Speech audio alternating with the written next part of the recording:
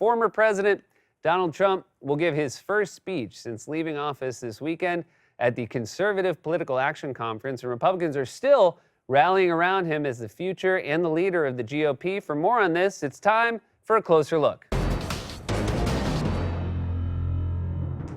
After 5 years of doing everything possible to hide them, it was reported today that Donald Trump was finally forced to turn over his tax records to the Manhattan District Attorney this week after the Supreme Court denied his last-ditch attempt to keep them concealed. And look, I'm no prosecutor, but it can't be that hard to find a crime in the tax records of a guy who claims to be a billionaire yet paid only $750 in federal income taxes when he was president. This wasn't way back in the 80s when he was just a New York real estate developer and I'm guessing aspiring birthday magician. Mom, that guy made my presents disappear. This was 2017 when he was the most powerful and most famous person in the world. It was so brazen, I'm shocked he didn't live stream it. Sup, fam? Welcome to my Twitch stream. Today we'll be committing tax fraud, and make sure to subscribe because next week we'll be playing the new online Ocean Master.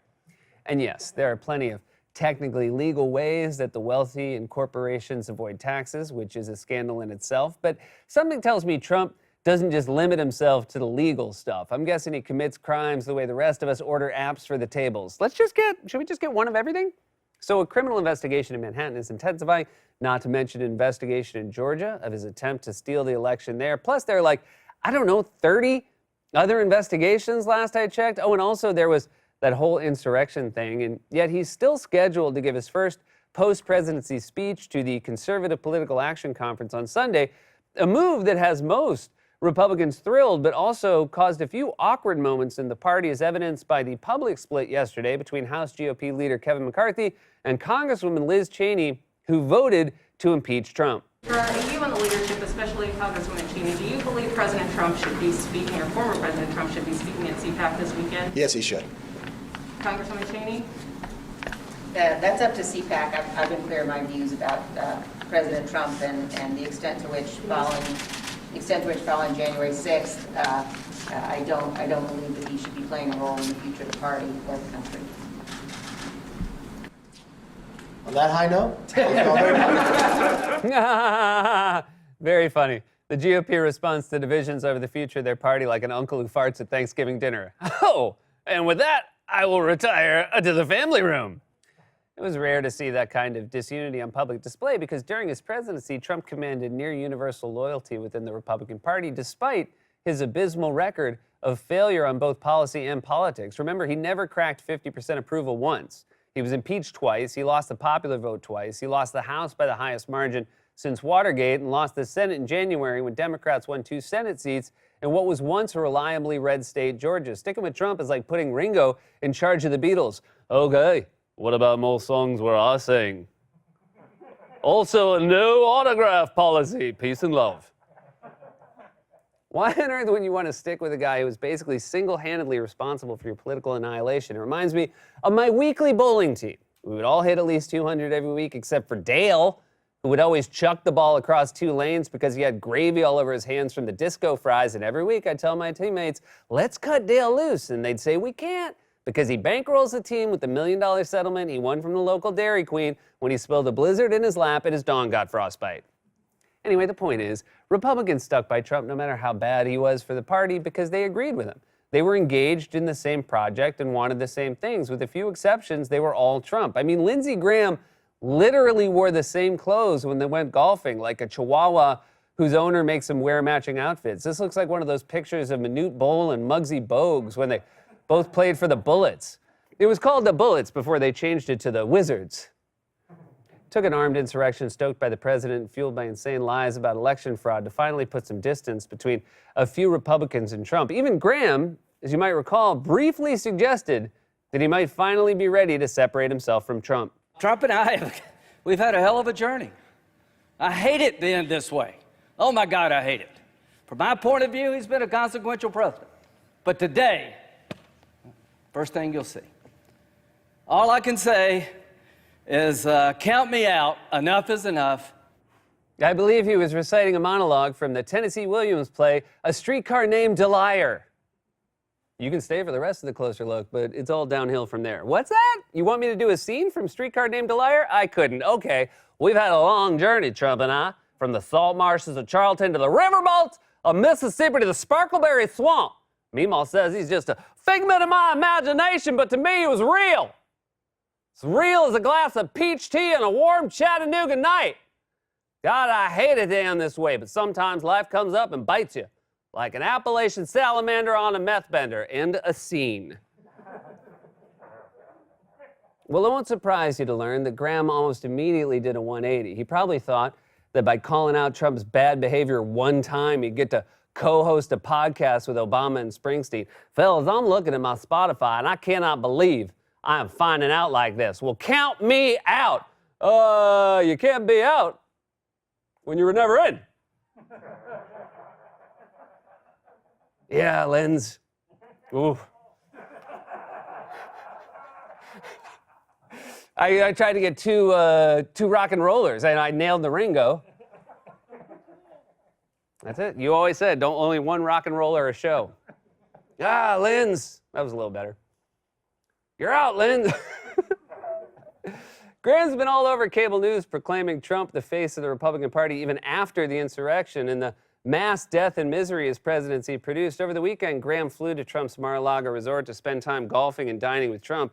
He has spoken to the former president nearly daily since January 6, more frequently than any of his Republican colleagues in the Senate. They talk almost daily?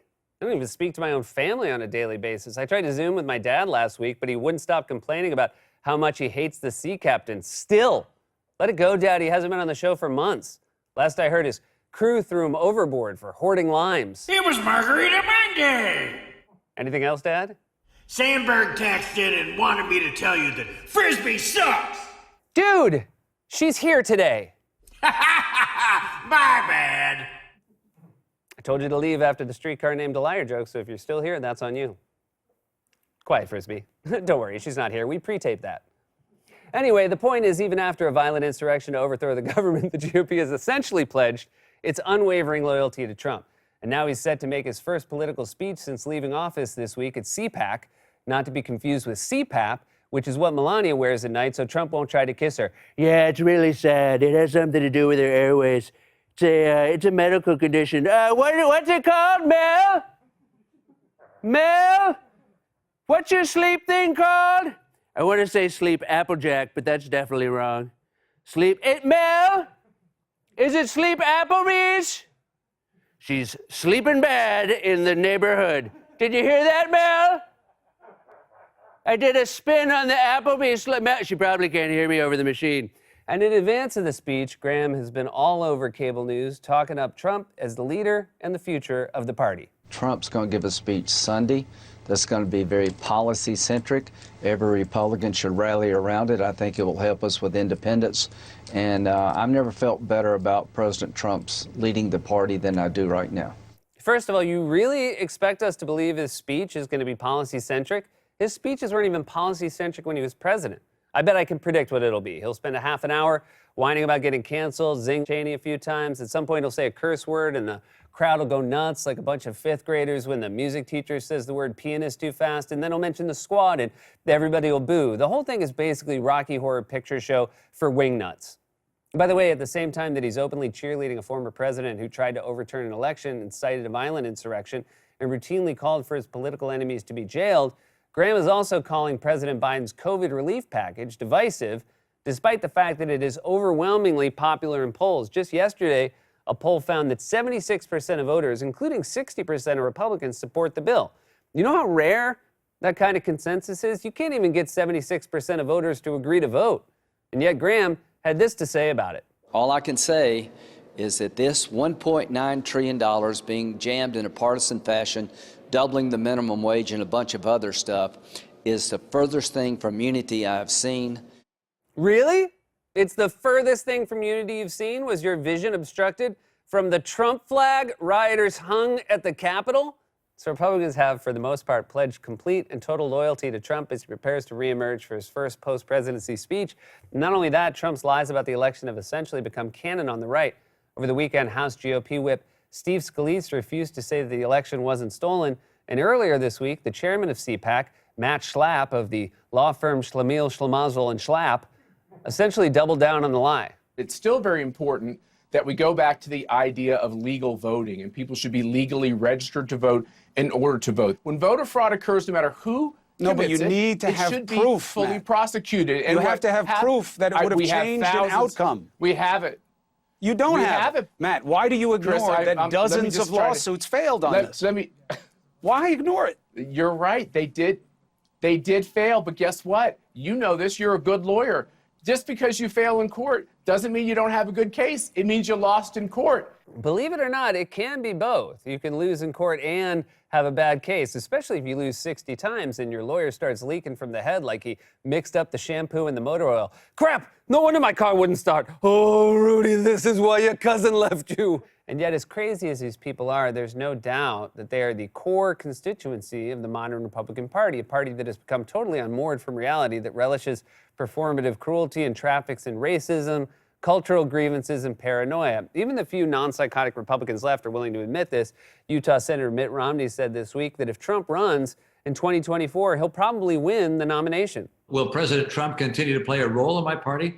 I'm sure he will. He has by far the largest voice and a big impact in my party. I don't know if he'll run in 2024 or not, but if he does, I'm pretty sure he will win the nomination. You think he would win the nomination?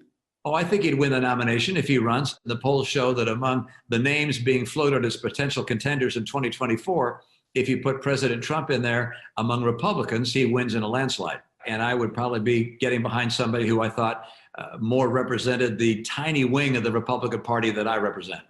So leave the party. The distance between you and Joe Biden is nothing compared to the gulf between you and Donald Trump. You don't have to go down with the ship like that old couple that stayed in bed in Titanic. But he's right on both counts. Trump would probably win the nomination, and the wing of the party that Romney represents is tiny. There aren't many Romney stands left in the GOP. Even when he was the nominee in 2012, Republican voters backed him with all the enthusiasm of a teen who asked their parents for BTS tickets and got Kenny G instead. Oh, I'm sorry, I thought you'd love it since, you play the saxophone in marching band. I mean, look how close you are to the stage. No good deed, I guess. This is the modern GOP, a party fully detached from reality and from the mainstream of American politics. They're in lockstep behind an ex-president who fomented a violent insurrection and who oversaw a reign of misery and mass death. But they're calling a COVID relief bill that has 76% support from voters divisive. If you think that's divisive, can you imagine what he thinks about the return of the sea captain? Oh my God, I hate it. Okay. I know we're hard on you, Lindsay, but Jesus. This has been a closer look. God's Levy Deliver cooks and brings over 2 million meals a year to men, women, and children living with HIV, AIDS, cancer, and other serious illnesses, and they need your help now more than ever. If you're watching this online, you can hit the donate button. Stay safe, wash your hands, wear a mask. We love you.